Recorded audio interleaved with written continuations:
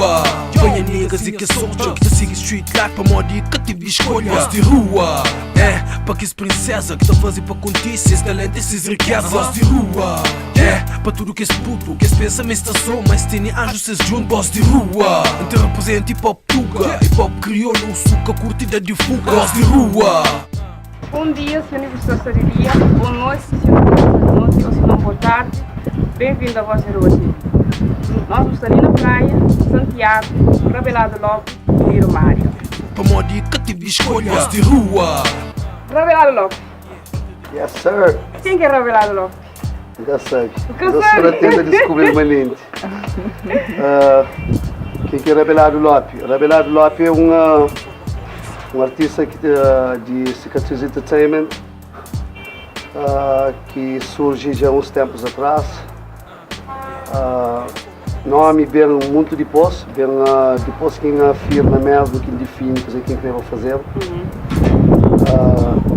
Muito depois de tendo feito choco dentro do hip hop, muito alguém que chama a mim para que eu tinha no mim, que era Vigilante também, mas que era mais que o nome de casa.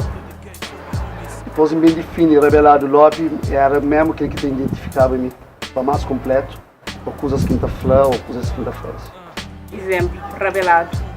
Rabelado, se eu sabe a história de Rabelado, é a história de uma comunidade mesmo de Surapara de anos passados que recusa levar com chicote, eles preferem mesmo subir montanha e siga suas próprias ideologias, ou siga seus próprios métodos de vida.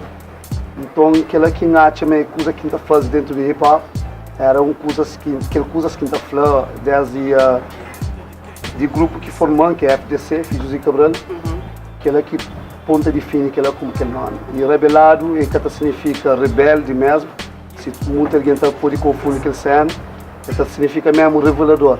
Se vai para que a palavra revela coisas que muito bem se camuflar. Aquele nome usava bala. E boa inspiração para música, para boa arte, boa liquidação? Minha inspiração também na um bocadinho de tudo